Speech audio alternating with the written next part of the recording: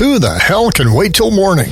Talk now at latenightsportsradio.com. Welcome into the Bob Sullivan Show here on Mother's Day 2016. I am joined by the one and only my mother. Mom, how are you doing today? I'm good, thank you. Since the last time we talked, last Mother's Day, how have you been? I've been good. Good. Well, you've recently got into Breaking Bad. Yes. You're into season 3. Watched a couple episodes into season 3. What is your take so far on what you've seen out of Breaking Bad? Well, I think the filming is amazing.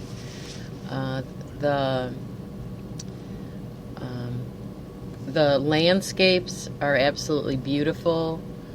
The camera angles coming from behind a wall, underneath a sink, very interesting to film that way. A lot of close-ups. So that's very interesting to watch. I feel that the character development is interesting. At this point, your dad and I have talked about the characters, and there isn't really one character that is a protagonist that we really feel good about and like. All of the characters have flaws. Yes. But the most dislikable character of them all has to be Skylar, right? Oh, she is unlikable. She's a wet blanket.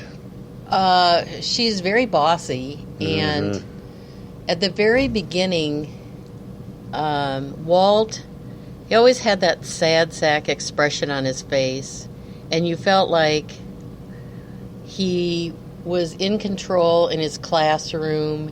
He knew what he was doing, teaching the students, but when he came home, he didn't have any control. He was bossed around by Skylar, and she seems like, or at the beginning, she seemed like a good and positive person, but she didn't have an equal partnership with Walt. Have you noticed, before we get back to Skylar, have you noticed how, okay, there's those two whacked out people who rob Skinny P of drug money and those the meth. hillbilly looking people? Yeah. Okay. They looked like meth, people that did a lot of meth. They looked horrible.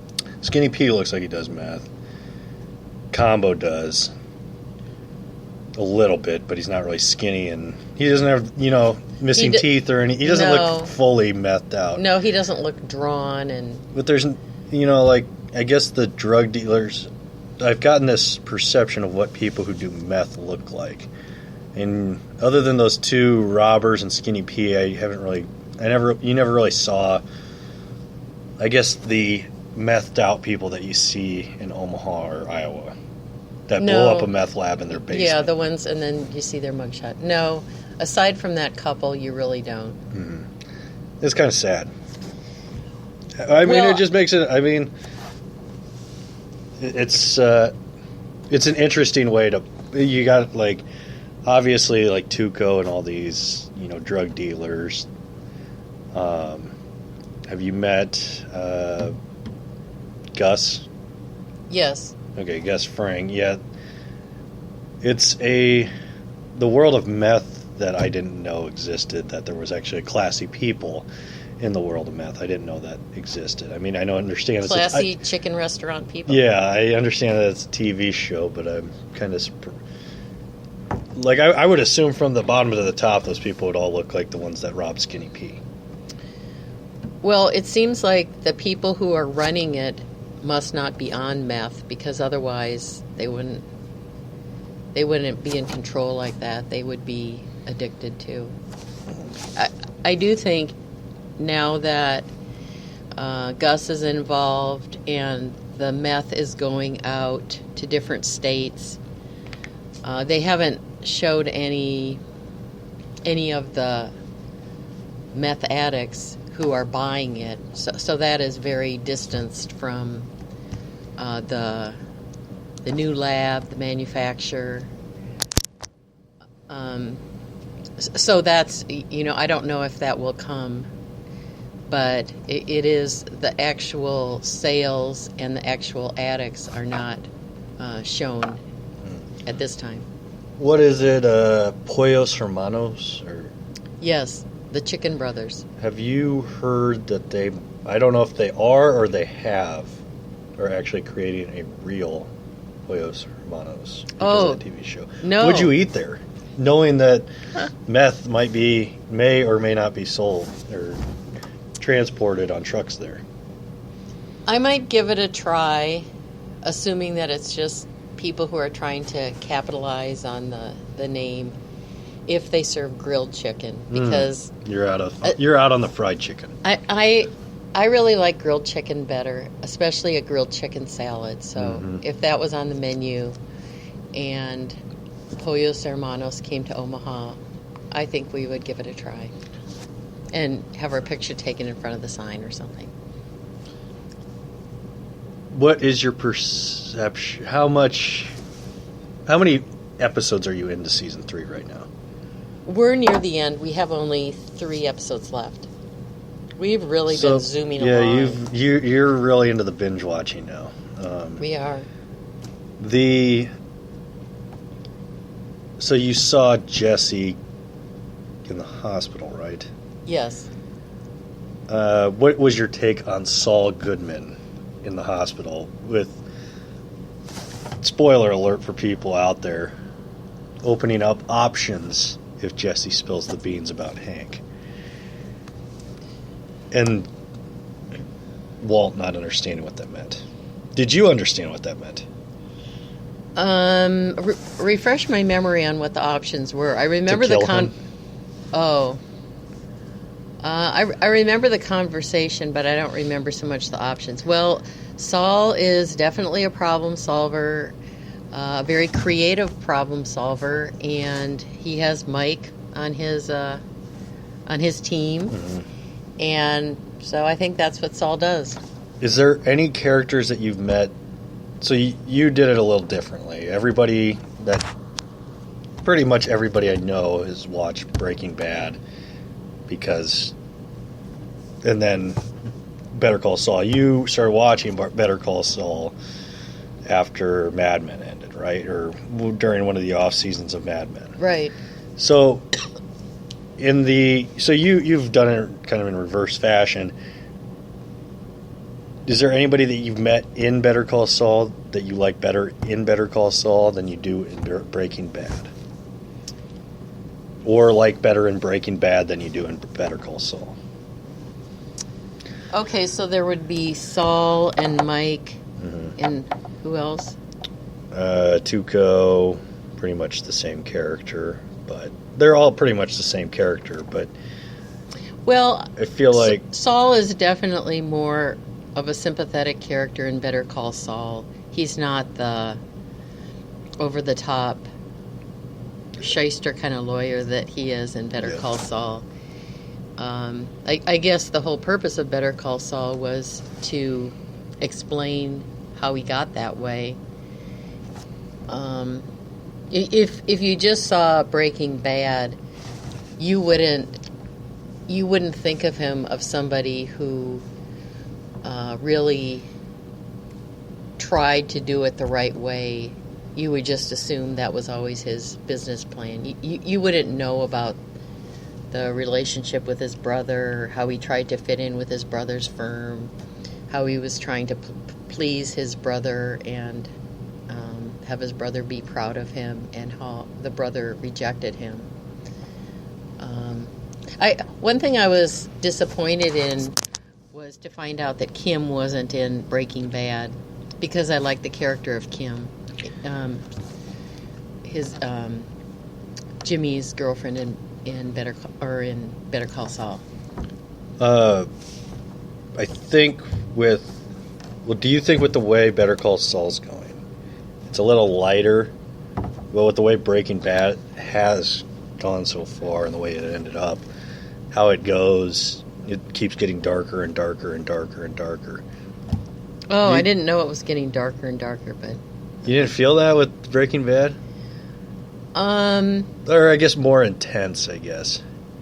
Well, each episode builds off itself. It's been intense for quite a while. And in the scenes, in the episodes where there wasn't violence, there still was unpleasantness because of tension between Skyler and Walt,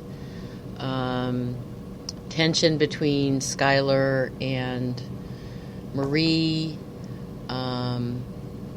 between Walt Jr. and his parents. So even if it wasn't an episode where, there was a lot of drug-related violence going on, it still wasn't a light, happy family situation that you're watching. Did you like the filtering of the money through Walt Jr.'s? That was pretty funny. Yeah. And how every time it would, the website would ding when more money came in, and then that got to be really annoying to Walt. Yeah. Is there anybody other than Skyler that you don't like on this show, Breaking Bad? Well, it's not like she's a bad character, or it's not like she's a bad actor. It's just the character just brings down the show. Well, Marie, I mean, I'm not saying I don't like her, but she had her shoplifting. Yes, she did. So you can't totally respect her. I really, Hank, I don't like him because he's such a braggart, and I don't like just kind of the atmosphere among the DEA agents where they're just so they're like those disrespectful. Well, and the people that say something and laugh really loud, like obnoxiously loud. Yes, like obnoxious. Hank, and it's not even a real laugh. Like nobody laughs like that. It's somebody. It's the laugh of somebody who has no sense of humor to laugh to make up for their bad joke. That's what they do. And then Walt himself is not really that likable because he's doing it for his family. He's doing it for his family, but he's done so many bad things. Yeah. And so originally, hearing the premise of the show, I thought Walt was going to be a very sympathetic character. Oh, this poor guy, he has cancer. He was to start. He was to start, and he always looked so pathetic, the expression on his face, and he lost his hair. And so you really felt like you wanted to like him, but it's not easy to like him because, well, for one thing, his relationship with Jesse, he's always yelling at Jesse, and even when Jesse is trying, he still gets in arguments with him. When he tries to make up at home for something that he did so that Skyler and Walt Jr. will be happier with him, that comes off kind of phony. So, and he has such a terrible temper. He's always... Heisenberg has a terrible temper. Walt is a good guy. Heisenberg is the one that's causing all these problems. So you think he has a split personality or something? And then Jesse, whereas you're kind of pulling for him and hoping that he can do well because he's such a loser. On the other hand, he has such a bad temper too, and it doesn't seem like he learns from his mistakes. Yeah, or saying yo, or what you would call the B word. Constantly. Yes. I'm sure you don't like those parts, do you? I didn't quite understand the yo. He throws that in a lot. Yeah. I thought it was interesting that in season 3, when Hank beat him up, that he ended up with the same injured eye that he had the first time he got beat up. So he had the same eye that was swollen shut. It was just kind of interesting that he ended up with the same injury, basically. Well, what did you think when... so, Combo gets killed. That's when we meet Saul. And Jesse's really taking it hard because, he's kind of friends with Combo and smoking a lot and doing a lot of meth. And he's got a soul about it. And Walt's like, okay.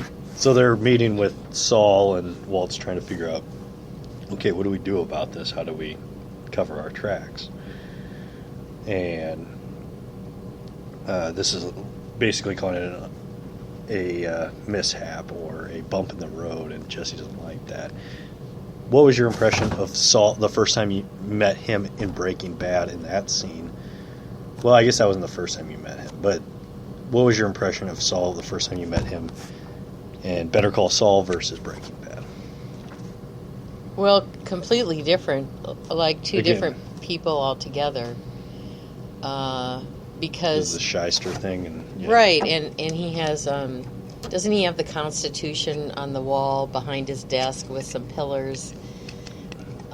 He's changed his name to a Jewish name, right? Yeah. Wait, but you brought that up about Jesse feeling bad, and he also how bad he felt when Jane died, and it was interesting that so far. I don't know what's going to happen in the next 2 seasons, but so far, Jesse seems to be the one who has developed a conscience. A conscience, yes.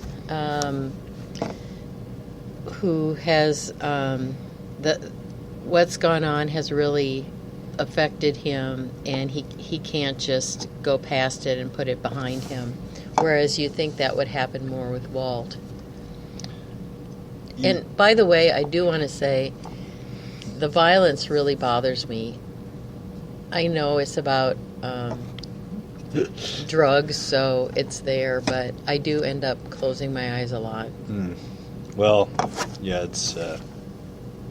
I can't... I'd be lying if I told you got better. But... I think there's a few more gruesome scenes that you're going to have to deal with. In Better Call Saul, there was some violence at the beginning, but then there were a lot of episodes that didn't have any violence. So that was good. There's not much that usually bothers me as far as violence goes. The thing that bothers me is bones cracking. Like when Tuco was breaking those legs in Better Call Saul episode 1, when he, steps on the guy's leg and you hear the crack. That's when I have to turn away, or I have to not listen to it. It's the same as in like an episode of 24 when Jack Bauer snaps somebody's neck, or one of those things. I don't like the bones cracking sound. That's pretty awful. Yes. So I will be with you on that, but bloodshed, things blowing up, I can deal with that. Or somebody getting shot, just not the bones cracking. That's the one I have trouble with. Okay. A lot of it for me depends on the camera, if there are close-ups. If there are close-ups of the injuries, of blood spurting out and that kind of thing, it really makes it a lot worse. Okay. So what are your predictions for... So you're almost done with season 3. What are your predictions for what's going to happen? You got 2 more seasons left. What we just watched was the scene where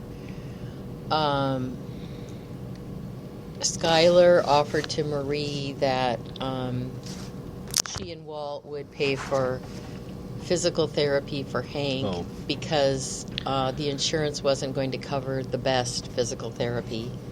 It would be only part-time, and it might take a while to get approved. So because of that, it seemed like Skylar was kind of getting on board with accepting the money, and she had made up her... Gambling. She made up her own explanation of where the money came from, and that was Walt developing the system and becoming a successful gambler. And it was funny in that scene because you kept seeing the look on Walt's face where he couldn't believe that Skylar was saying this. Mm-hmm. So my prediction would be that Skylar was going to be on board with this. Aside from that, I don't really know. Walt had the conversation with Gus, and it seemed like there was going to be more opportunity for him to make drugs in the future, whereas originally it seemed like it was only going to be 3 months, and then you wondered if Walt was going to get killed. It kind of didn't seem like he would because there's 5 seasons. Yeah, because there's still 2 more seasons that you got to see. So it is a lot different when you're watching a show that was created in the past because you know something like that. If you were watching it live, you would think maybe Walt is going to get killed. But you know he has to be around. It was interesting to see Mike show up at the hospital, so it appears that Mike must have done something to kill that brother who was in the hospital. The Mexican? Or the Hispanic? Yeah. I think he is Mexican, but yeah. My issue that I develop in watching shows, like I binge watched Breaking Bad. My issue is if you IMDb anything now and you're like, oh, okay, well, look, I wonder who plays Hank. I wonder what other stuff he's in.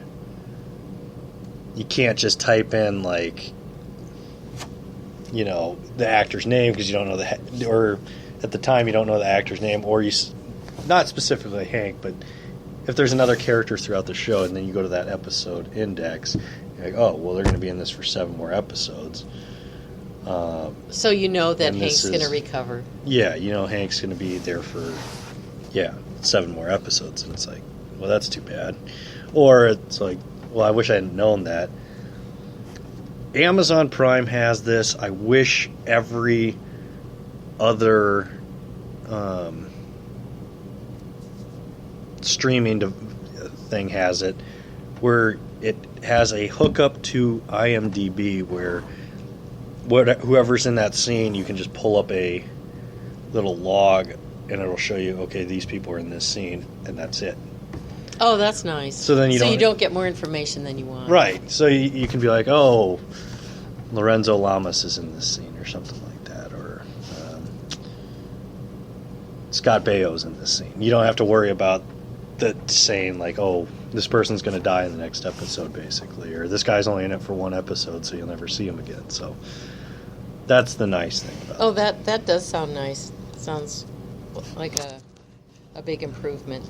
I have a couple of questions for you. Okay. You know that one scene where there was a guy and 2 sons, Mexican, I think, and they were fighting over a toy, like a G.I. Joe toy or something, and the one son complained to the, I assume, father, and then he pushed the other boy's head in the water. You remember that scene? I don't. It seemed like it was a flashback, but my question was, were those 2 boys the grown-up men who came after Walt and then ended up getting Hank, ended up going after Hank? I think, that was my assumption. Like, as in the ones that are the wheelchair guy's kids? Or Yes. Yeah. So that was that my man assumption. was T.O. When he was younger? That was my assumption. I think that would be safe to say. And the other question is, I don't know if it'll come out later, but I just wonder how Gus got involved with drugs, because he seems like such a professional businessman. He doesn't seem like a drug guy at all.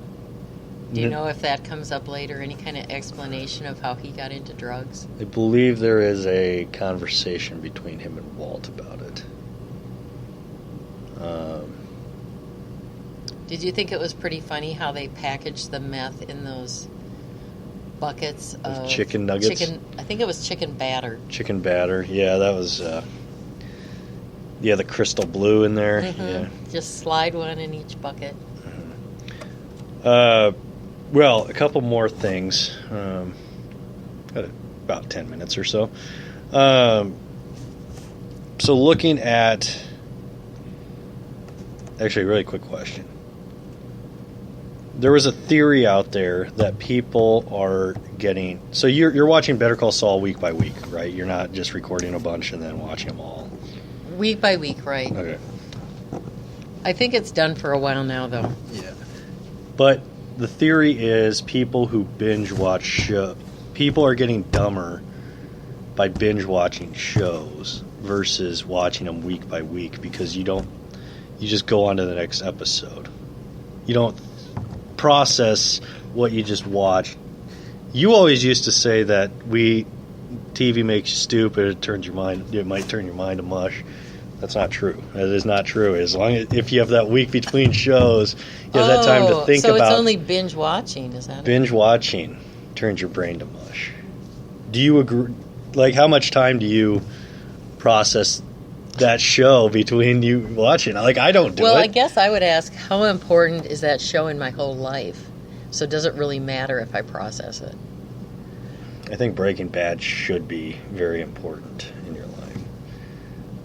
So I'm really missing out. Yes, you're missing out. So should I start over and just go 1 week at a time? You should spend 65 weeks to watch this show. That's what they're telling you. Hold on. All right. Before I was rudely interrupted with a work call. So with binge watching, it's just... Well, do you... Let me say, binge watching... it's great. It is great, and you can do it on your own time. It makes the shows more like a movie, although they're very, very long movies, but it makes them more like a movie because you think of them more in their entirety instead of individual episodes. I think it makes it more obsessive because you can watch as many episodes as you want at a sitting. But it's, in a lot of ways, it's really become a way of life. It's just so different from when you were forced to wait another week to see the next episode. I like it. Do you... okay, so on to Husker volleyball. It's quite a segue. You were able to go see the Huskers win the national championship here in Omaha. Yes. What was the one... How many Husker fans were wearing hats with too many logos on them that had, like, 1997 national championship on the side, 1995 national champion, 94 national champion, all over the hat, and then buttons and stuff? Did you see any of those Husker fans that were still caught in the era of when it wasn't even cool to have hats with that many logos, but they had them anyway? I'm sorry. I didn't notice. I really didn't. You weren't notice. paying attention to the... No, I wasn't paying attention. Any overalls, jean overalls? I think there were some. I guess one thing that in my comments on other fans, I was very surprised that at the championship game, there were two people sitting next to me who just sat there most of the game. It surprised me that you would come to a national championship and you wouldn't get into it, be standing up, cheering, reacting. So I couldn't really figure out why they were there. Were they Amish? They were not Amish. They were a young couple, maybe 30 years old. I just... That is odd. It seems like if you were just a casual fan, you wouldn't bother to come. Or watch. Yeah. I mean, yeah, that's odd. And it's not like there was, beer being sold or anything where you could... Like where there's something else to do at the event other than watch the event, That's not the case there with the volleyball. So they didn't really come to drink, you're saying? Yeah. No, I don't know why they came. And then at the semifinals, there was a man who was on the other side of us, and he was really kind of interesting because he was standing up doing everything. He must have been a season ticket holder who kind of knew everything that a Husker volleyball fan should do for whatever happened in the game. So he was pretty entertaining. Did he offer John Cook any scouting reports on players that... We were up too high. You were up too high? He couldn't be heard by John Cook. Did you get any confetti? No, because we were up too high. My reaction to being at that national championship was a feeling of, I can't believe it's real. It was very exciting that they won in the semifinal. They got to the final game and they won, and it was just a feeling of, I can't believe this is real. I'm really here. I really saw it. This is part of the history of the Nebraska volleyball team, and I will always remember it. But it wasn't a feeling like I was screaming at the top of my lungs, or I was cheering and standing up. But you weren't going. It was more of a calm, happy feeling. It was a weight off your shoulders that they'd finally won. Just like the feeling John Cook had. Yeah, he got the monkey off his back. Yes. So you didn't have the feeling... Okay, so Matt Shepard, guest of the show, he went and saw his favorite team, the St. Louis Cardinals, win the World Series in a Game 7 in St. Louis. That had to be exciting. Yes, but then the next year he said, I wish I could be at a no-hitter. So the Game 7 of his favorite team was not good enough in the World Series. That wasn't good enough for him. He wanted to be a part of it, be at a no-hitter or something like that. Like, well, maybe the odds of being at a game, a no-hitter, or who cares? The odd, being able to see your favorite team in a Game 7 of a championship series, those odds are not good. They're not in your favor. Well, and for them to win. Maybe it was more of, now I've accomplished this. This is something else I would like to experience. Do you think that's it? I think he's not that old, but maybe it's just his bucket list or something. Bucket list should be seeing your team.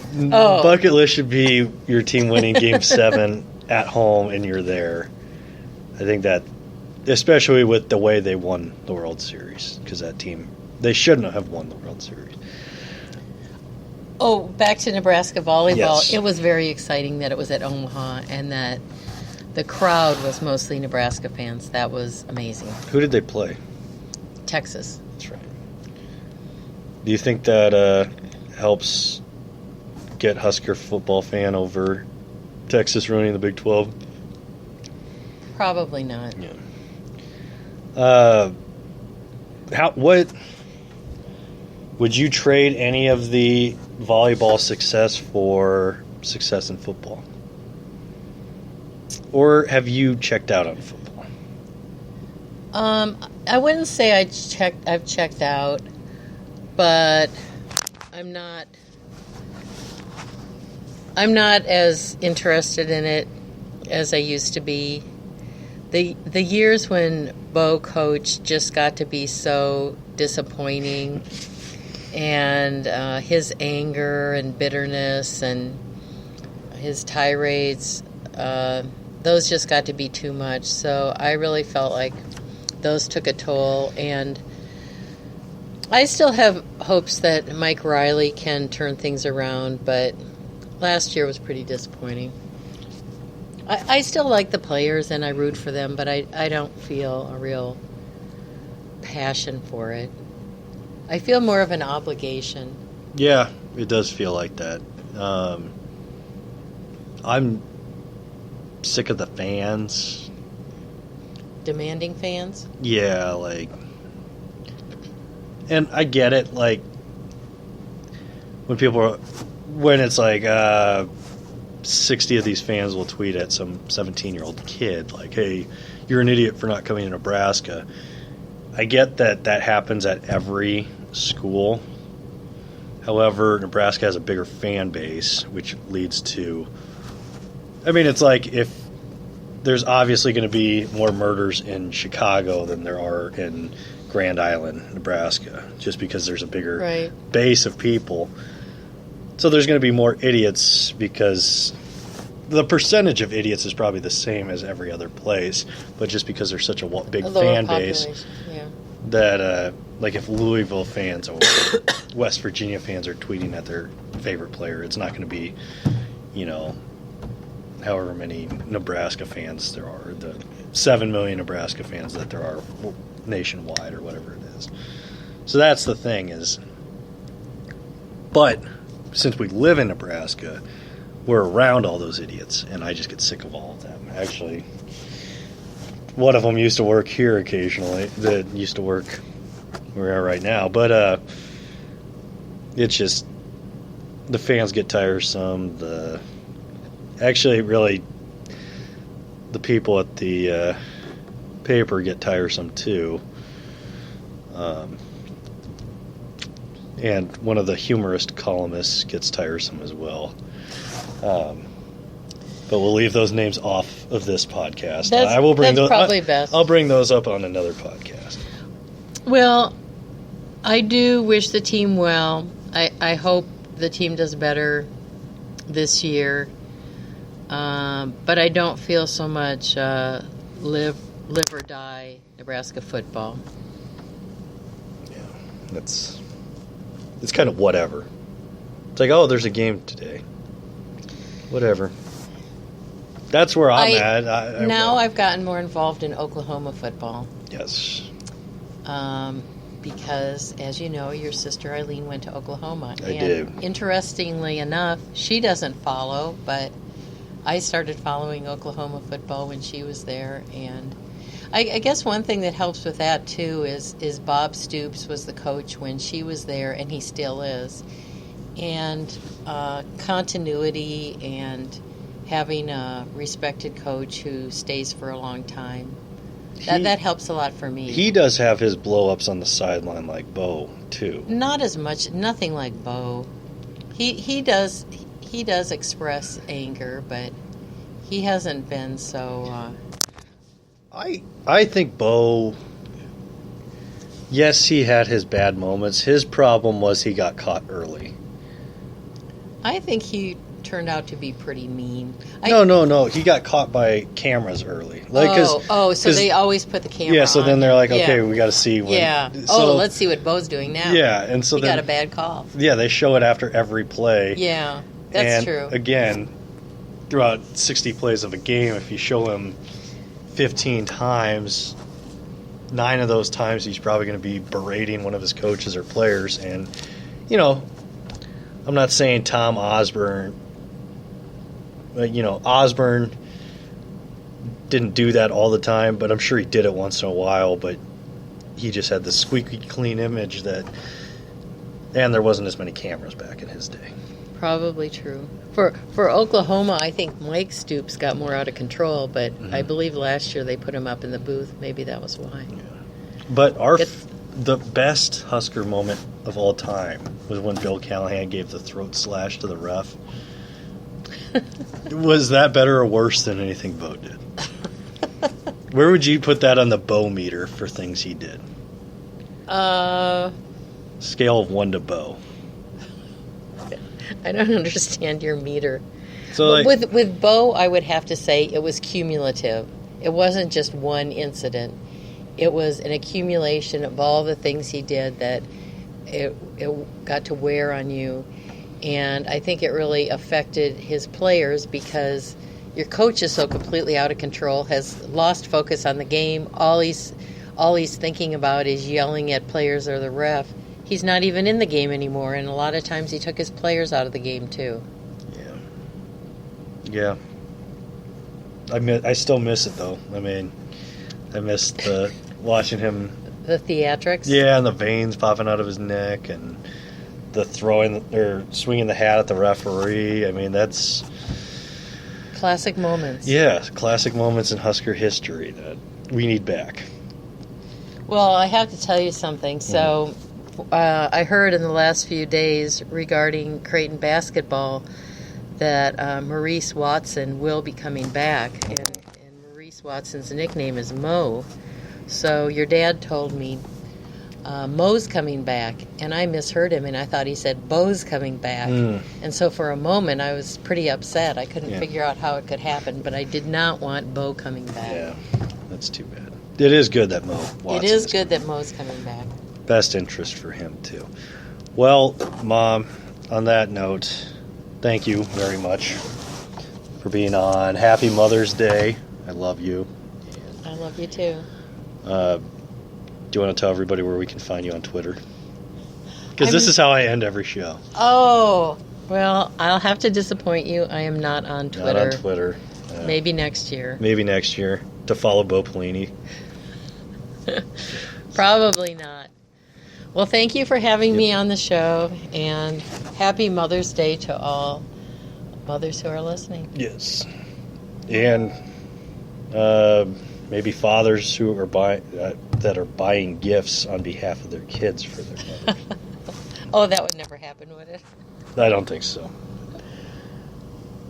And that'll be the end of the show for the Bob Sullivan Show here on LateNightSportsRadio.com. Thank you for listening. I'll see you next week.